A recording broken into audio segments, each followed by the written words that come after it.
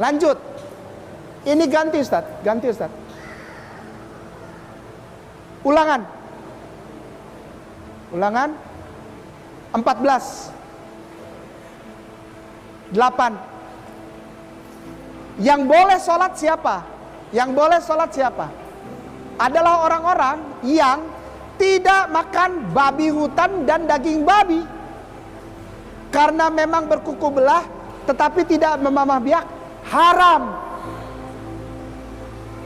Boleh sholat, tapi jangan orang yang makan daging babi, baik itu babi hutan maupun babi ternak, haram. Kalau kita baca perikop, istilahnya satu ikatan pasal ini, maka akan kelihatan nanti ada guguk, ya, ada kampret, ada cebong, ya. Kampret jangan dimakan, ya, karena hari ini kampret sudah nyemplung juga ke dalam kolam jadi cebong. Halo teman-teman, berjumpa lagi dengan Brother Phil. Kembali kita akan menanggapi pernyataan dari Ustadz Kainama. Kali ini, menurut Ustadz Kainama, syarat untuk orang yang bisa sholat adalah tidak makan makanan haram.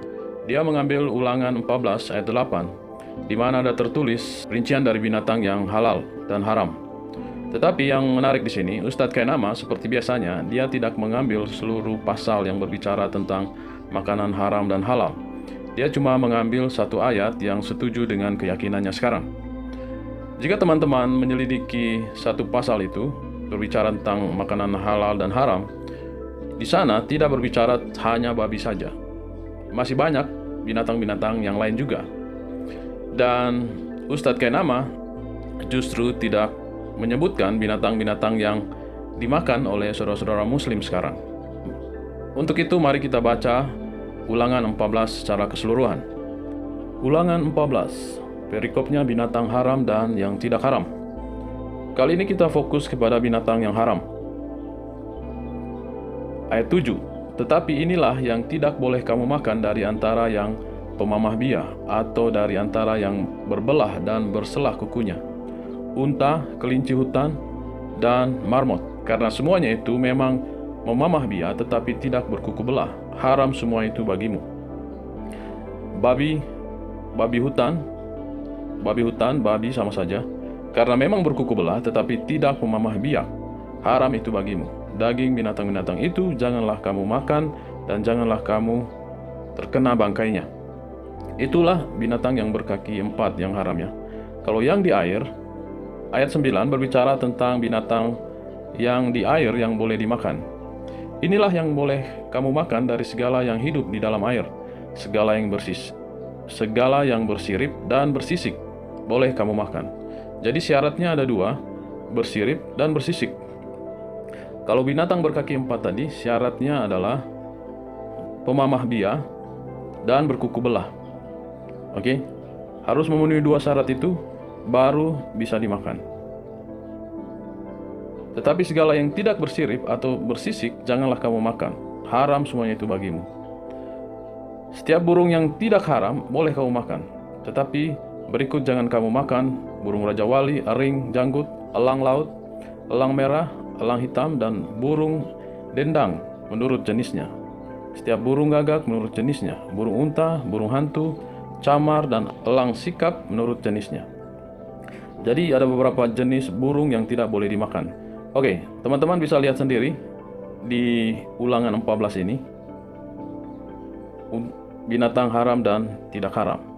Bukan cuma di situ, teman-teman juga bisa membuka Imamat 11, berbicara hal yang sama, binatang yang haram dan yang tidak haram. Oke teman-teman, kita sudah membacakan Ulangan 14 secara keseluruhan dalam perikop binatang haram dan binatang halal. Dan dari yang kita bacakan tadi, jika mengikuti standar Ustadz Kainama, bahwa syarat untuk orang bisa ikut sholat tidak memakan makanan haram. Yang boleh sholat siapa? Yang boleh sholat siapa? Adalah orang-orang yang tidak makan babi hutan dan daging babi. Karena sesuai dengan Ulangan 14, banyak juga binatang haram yang justru dikonsumsi oleh saudara-saudara muslim sekarang ini. Artinya, menurut standar Ustadz Kainama, orang-orang muslim sekarang tidak bisa sholat karena mereka juga memakan makanan haram menurut Ulangan 14. Di antaranya adalah kelinci, lele, kuda, kepiting, udang, dan masih banyak yang lain lagi. Karena syarat binatang halal menurut Ulangan 14 adalah yang berkaki 4 itu berkuku belah dan pemamah biah. Syarat binatang halal di air itu bersisik dan bersirip.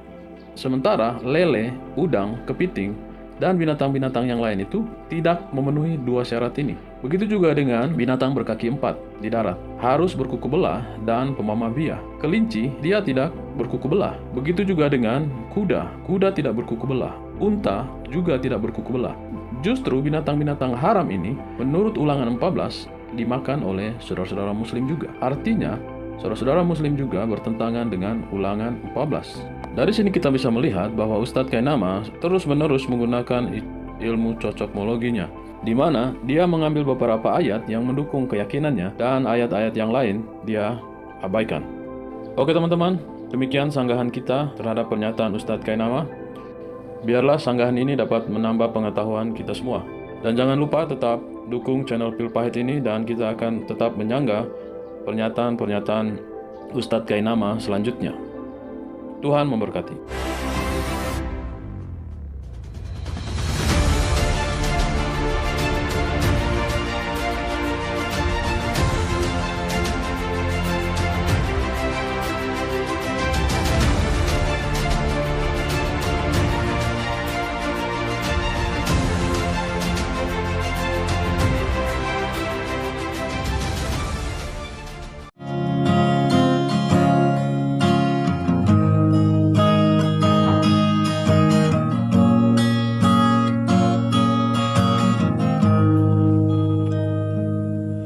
Mari diam sejenak, cobalah kau renungkan, kan kedatangan Yesus sungguh dekat.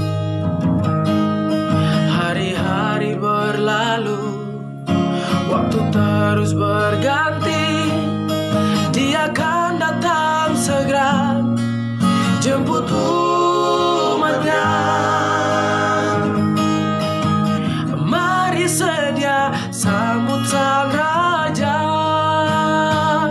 oh bersedialah, sambut rajamu, dia datang dengan kemuliaan, oh bersedialah, terima mahkota karunia, hidup yang kekal.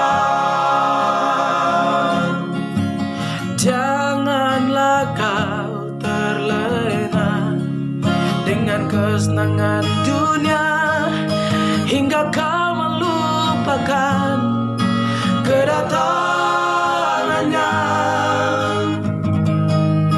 Beritakanlah firman-Nya, kabarkanlah dengan segera, kabarkan kedatangan Yesus Tuhanmu.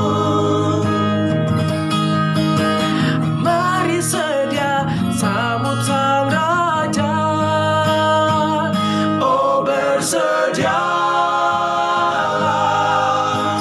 sambut rajamu, dia datang dengan kemuliaan, oh bersedialah, terima mahkota karunia, hidup yang kekal. Sekaranglah waktunya bersedia.